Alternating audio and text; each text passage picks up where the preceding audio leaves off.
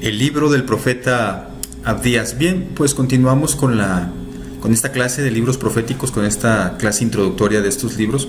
Y el libro que nos toca ver es el libro del profeta Abdías. Un título quizás un tanto extraño que yo le doy a este libro, es como el Dios que restaura. Y le doy este título precisamente porque Abdías es un libro en el que quizás sea algo difícil encontrar el propósito por el cual Dios lo pone ahí en la palabra de Dios.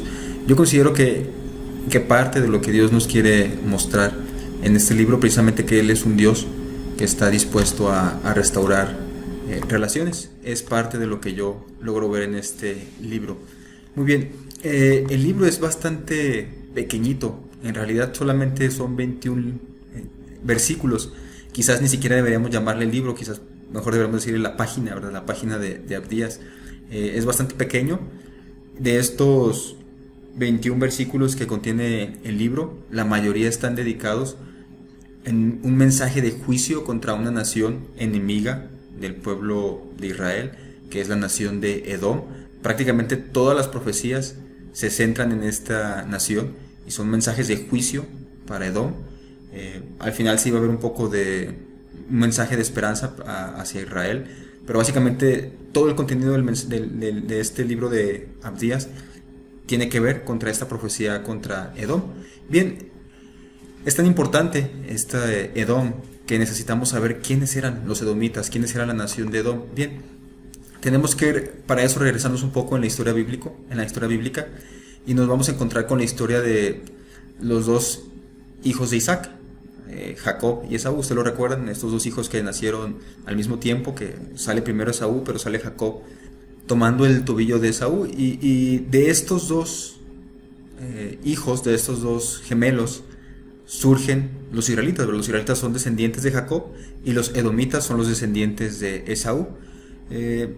Pero nos damos cuenta en la historia de estos dos hermanos que empiezan a tener fricciones, ¿verdad? Comienzan por el asunto de que Jacob toma la primogenitura que le correspondía a Esaú, engaña a su padre. Esaú después lo está persiguiendo para matarlo, aunque finalmente ellos se reconcilian, pero nos damos cuenta que la rivalidad entre sus descendientes continuó. Seguramente en la mente de varios de ellos corría esta historia, ¿verdad?, de que habían robado la primogenitura, y siempre entre estos dos pueblos, Edom e Israel, había bastantes problemas. Eran pueblos vecinos, sin embargo sus relaciones nunca fueron buenas. A Judá le interesaba esa ruta que en cierta manera tenía Edom. Si quería Judá pasar hacia el golfo de Acaba, tenía que pasar por el territorio de Edom. Y aparte le gustaban algunas minas que estaban en el territorio de Edom, minas de cobre. Entonces como que siempre Israel trató de apropiarse de ese territorio de los descendientes de Esaú. De hecho, David, cuando él está ampliando su territorio, conquista Edom, y lo hace de una manera muy cruel. Si nos vamos al pasaje, nos vamos a dar cuenta que mata a bastantes edomitas. Luego uno de sus generales se queda ahí para enterrar los cuerpos de los israelitas, y mientras se queda para enterrar el cuerpo de los israelitas, mata a más hombres de Edom. Entonces entre estas dos naciones siempre había este conflicto. En los edomitas empieza a surgir este deseo por independizarse de Israel, y en tiempo de Salomón logran por ahí hacer algunos ajustes, algunas batallas, aunque finalmente quedan libres hasta el reinado de Joram, ¿verdad? Ahí con Salomón tienen batallas con Salomón, pero finalmente no logran esa independencia total. Ya con Joram, cuando ya el reino está dividido en dos, el reino del norte y el reino del sur. Entonces digamos que el reino del sur, a Judá le tocaba estar combatiendo bastante seguido con Edom, y durante el reinado de Joram finalmente los edomitas logran zafarse de ese yugo que tenía el reino de Israel sobre ellos. Ahora bien, entonces entre estos dos, entre el reino del sur, Judá, y entre Edom, había conflictos continuamente. Los reyes de Judá intentaban continuamente entrar a Edom, atacarlo, pero cuando Asiria o Babilonia venían y oprimían a Judá, entonces Edom lograba quitarse un poco del yugo de los de Judá, y estaban así, ¿verdad?, bastante. hasta que en el 587 los edomitas se van en cierta manera, a unir con los babilonios para destruir Judá. Es decir, vinieron los babilonios, aunque finalmente los babilonios vinieron y se llevaron al reino del sur, vinieron y se llevaron cautivos a todos los del reino del sur. Los edomitas se dan cuenta de esta situación del reino del sur, de Judá, y van, y después de que los babilonios se van, los mismos edomitas sitian la ciudad de Jerusalén, ¿verdad? Con los pocos que habían quedado ahí, la destrucción y todo lo que había quedado en ese lugar. Inclusive hasta llegaron a poner su capital en Hebrón, ¿verdad? Una ciudad muy importante para los de Judá.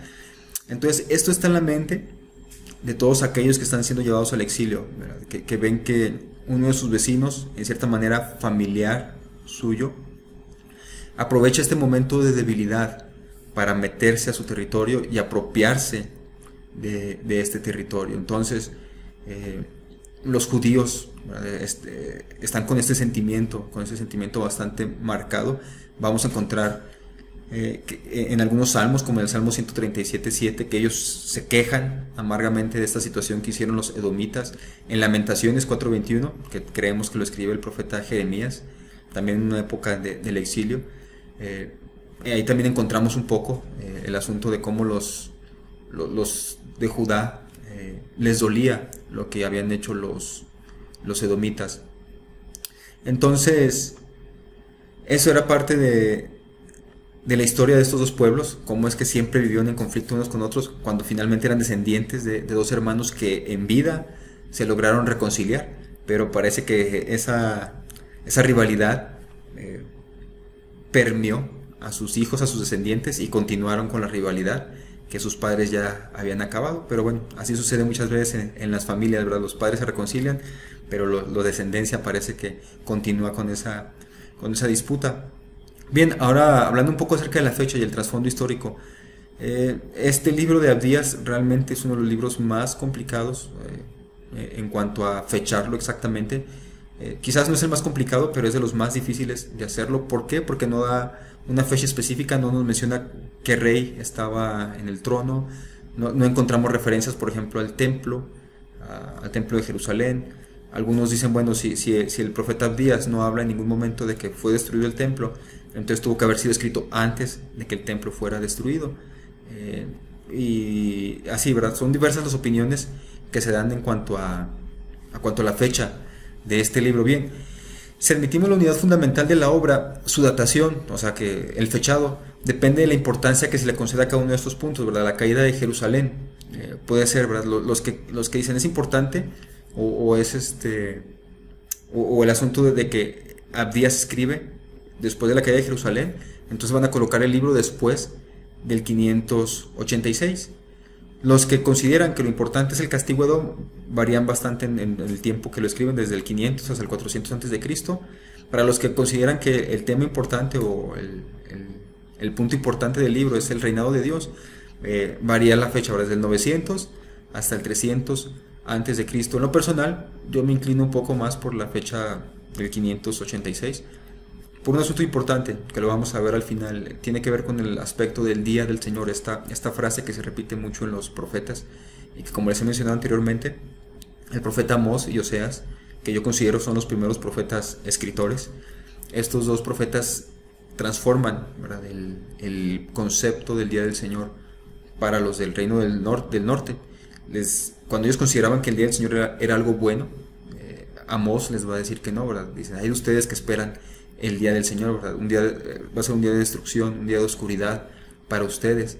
Entonces, Amós cambia este concepto en el reino del norte. En el reino del sur lo va a cambiar Sofonías, un profeta que ya vimos. Entonces, vemos cómo el concepto sufre un cambio, porque los israelitas y también los del reino del sur, los judaítas, ellos esperaban que en el día del Señor Él actuara en favor de ellos, pero ¿cómo iba a actuar Dios en su favor si ellos estaban siendo desobedientes y estaban pecando continuamente contra Dios? Entonces el día del Señor es lanzado precisamente, o es ejecutado sobre los del norte y sobre los del sur. Y en Abdías vamos a ver cómo también este concepto lo utiliza Abdías más adelante.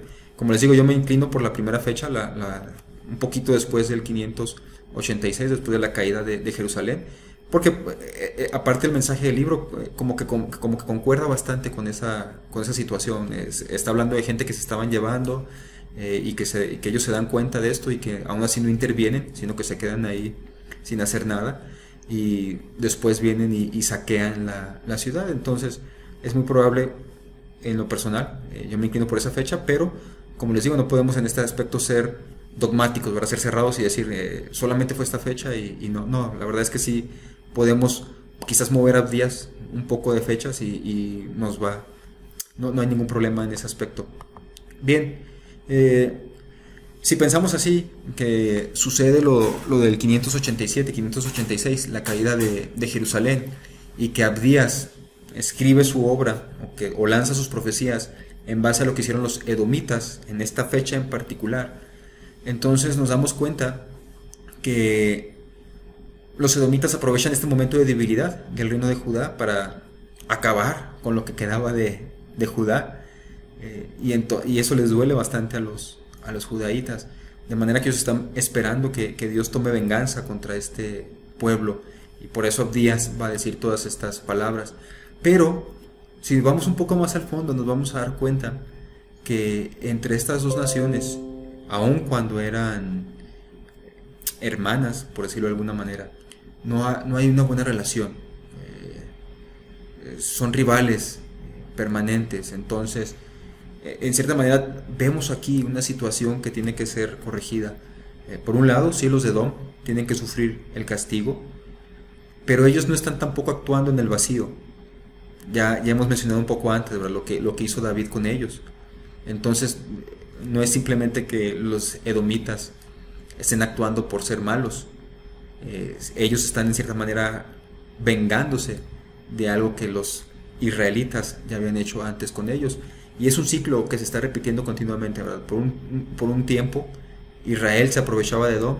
Luego, cuando Edom se fortalecía, Edom se aprovechaba de Israel, y luego Israel, y así. Entonces es un ciclo que está continuamente. Ninguno de los dos pueblos, por decirlo de alguna manera, ninguno de los dos da su brazo a torcer. Los dos continúan con las armas en posición de guerra, y en cuanto ven el menor signo de debilidad, signo de debilidad de su compañero, lo atacaban. Entonces aquí nos damos cuenta de dos naciones que tienen que ser restauradas, dos naciones que tienen que aprender a perdonar y a dejar toda esta maldad, todo este sufrimiento, toda esta opresión en el pasado, olvidar lo que ha sucedido finalmente. Por eso yo le pongo en este libro como el Dios que reconcilia, porque solamente Dios es capaz de hacer esto si nosotros le permitimos que actúe. Bien, como les comentaba, pues el libro es difícil de acomodar en el tiempo, pero si nos inclinamos por esta primera fecha, vamos a tener a Abdías ahí, ¿verdad? En un periodo muy pequeñito, después de la caída del reino del sur, en manos del imperio babilónico. Nos vamos a dar cuenta que entonces cae el reino del sur en manos de Babilonia. Los edomitas se ríen, se burlan, se aprovechan de esta situación, y Abdías va a decir estas palabras en contra de ellos. Entonces, realmente muy corto el mensaje de Abdías, así que en tiempo quizás unos 4 o menos, ¿verdad?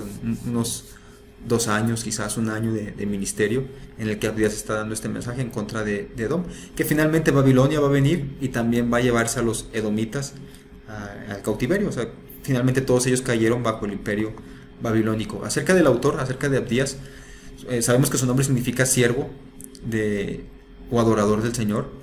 Fuera de este libro no tenemos más información sobre este profeta. O sea, no hay ningún otro profeta que lo mencione, no hay ningún otro libro de la Biblia que lo mencione, ni siquiera el Nuevo Testamento lo cita de alguna manera directa.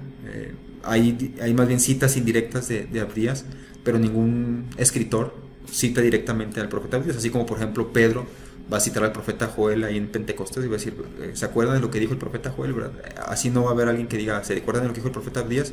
No aparece en el Nuevo Testamento alguien que lo mencione.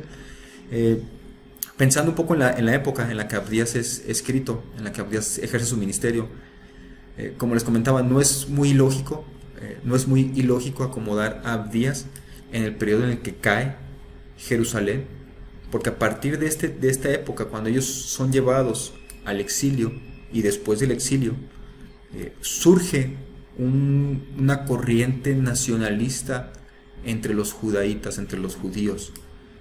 Una corriente muy patriótica, una corriente muy cerrada, exclusivista, y en muchos aspectos también una corriente con un pensamiento revanchista y vengativo. Por ejemplo, nos vamos a topar con este tipo de situaciones cuando más adelante en los libros históricos, cronológicamente, va a aparecer el ministerio de Esdras y de Nehemías, y cómo este sacerdote Esdras va a hacer que los israelitas se separen de las mujeres con las que se habían casado, e inclusive bajo pena de muerte quien no lo haga. Pero entonces el pensamiento de esta época, después del exilio, después de que ellos van al exilio en Babilonia y luego regresan, empieza a surgir, ¿verdad? Así, muy patriota, muy nacionalista, un judaísmo que nos vamos a dar cuenta de toda esa característica en el Nuevo Testamento, cuando Jesucristo venga, ¿verdad? Esa rivalidad que tenían con los samaritanos, con los gentiles, ¿verdad? En ese aspecto, porque nace de esa situación del exilio, de cómo habían sido tratados ellos en esa situación. Entonces se vuelve muy cerrado el pueblo de Judá, los judíos, y ya vemos en Abdías un poco de este pensamiento así, ¿verdad? De querer tomar venganza por el mal que les han hecho. ¿A quién les está dirigiendo sus profecías? Bueno, en un sentido primario podemos decir que le está hablando a Edom, porque está hablando contra ellos, el castigo que viene sobre ellos. Pero en un sentido más amplio, está también tratando de darle consuelo al pueblo que va al exilio, ¿verdad? Con sus palabras. O sea, está bien que los de Edom nos hicieron todo este mal, pero finalmente Dios va a ejecutar un juicio contra ellos también. Entonces los que están yendo al exilio pueden descansar en que Dios finalmente va a juzgar el mal que han hecho contra ellos, aunque nosotros sabemos que los que están yendo al exilio en ese momento no están yendo al exilio por ser buenas personas, ¿verdad? Están yendo al exilio precisamente porque han pecado contra Dios. Es parte del castigo de Dios.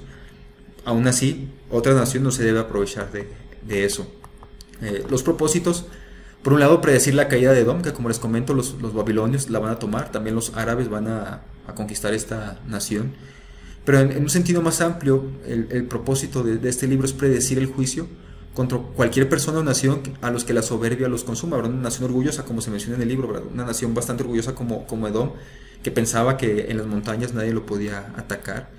Y Dios siempre tiene en mente eso, ¿verdad? De destruir al orgulloso, al altivo y al que se aprovecha de los demás. Entonces es parte también del propósito de Abdías, y también mostrarnos que Dios es el soberano final del mundo y que nosotros debemos descansar precisamente en esa soberanía de Dios, en dejarle la justicia a Dios. Él se va a encargar de juzgar, Él se va a encargar de castigar a todos aquellos que están cometiendo maldad. Entonces dejar eso en manos de Dios.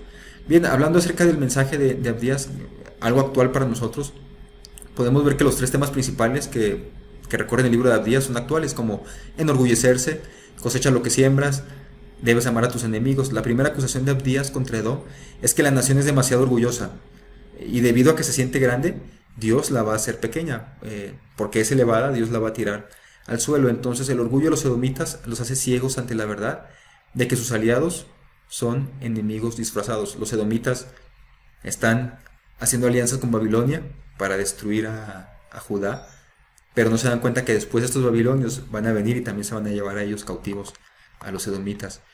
A través de sus aliados, los babilonios, los edomitas cosechan la violencia que sembraron el día en que se regocijaron de los estragos de Jerusalén. Ellos están sembrando dolor, ellos están sembrando miseria, ellos están sembrando estragos. Ellos van a cosechar lo mismo, ¿verdad? Ellos están sembrando dolor, están sembrando venganza, van a cosechar lo mismo. Van a venir los babilonios y se los van a llevar cautivos.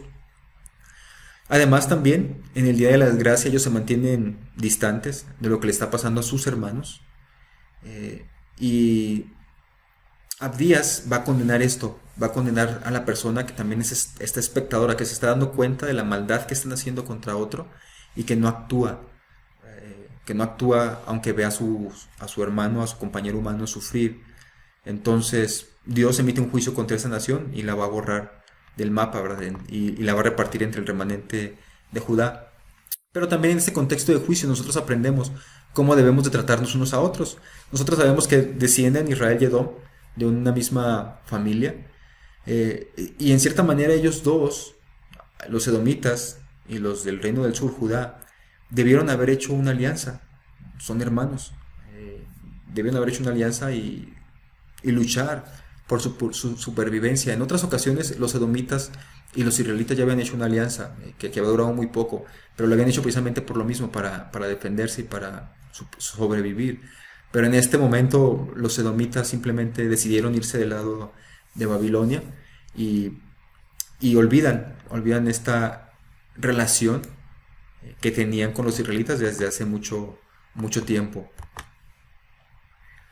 Nosotros, como cristianos, y leyendo desde el contexto del Nuevo Testamento, este tipo de libros proféticos que en cierta manera un tanto duros de castigo y de juicio, nosotros debemos de saber que bajo la ética de Jesús, nuestra tarea es amar a nuestros enemigos.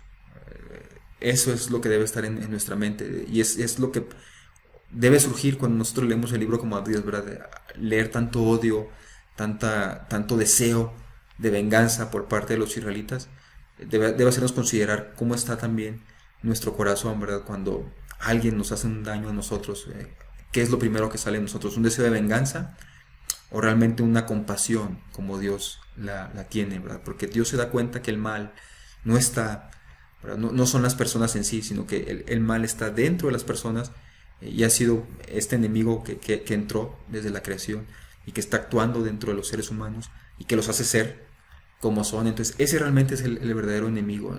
Entonces nosotros cuando vemos a uno de nuestros hermanos, por decirlo de alguna manera, hermanos humanos que actúan mal contra nosotros, debemos de tener este deseo de compasión, de amor y de perdón.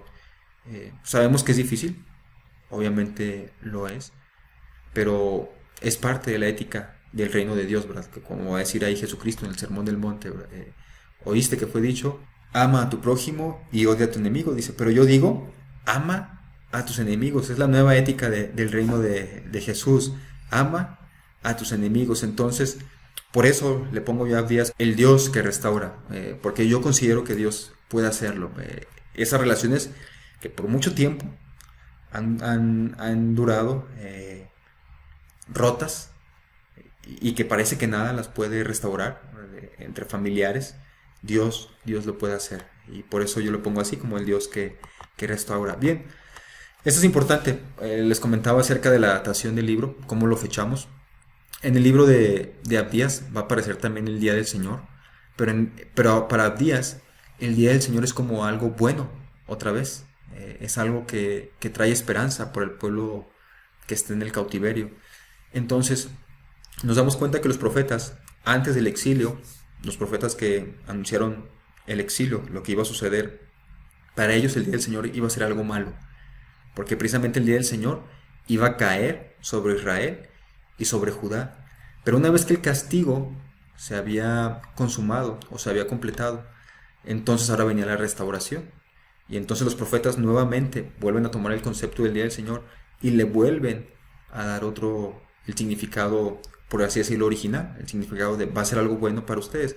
En ese día del Señor, Él va a juzgar a los enemigos, a aquellos que estén actuando en contra de su pueblo. Y por eso yo considero que Abdías precisamente pasa de la época antes del exilio y vamos a encontrarlo aquí en la época precisamente del exilio o del post-exilio, en este momento cuando el pueblo de Judá es llevado por Babilonia al norte, ¿verdad? A ser cautivo. Entonces es la razón por la cual yo pongo a Abdías siempre ahí en el tiempo del exilio y no antes del exilio como otras personas lo acomodan. Pero finalmente les vuelvo a decir, bueno, el asunto del libro, de la fecha del libro, sí es algo complicada. No debemos de cerrarnos y decir simplemente que en una cierta fecha. Lo que sí es importante es el mensaje del libro. Yo considero que son dos muy importantes. Por un lado, que Dios no deje impune en ningún momento la maldad que se comete contra otras personas. En ningún momento Dios lo va a dejar sin juzgarlo. Es algo que nos debe traer tranquilidad a nosotros y seguridad de que Dios va a actuar en el momento apropiado. Y número dos, que Dios puede restaurar esas relaciones que por mucho tiempo han estado rotas. Entonces para mí son los dos temas más importantes de Abdías y podemos confiar en que Dios va a cumplir sus promesas siempre.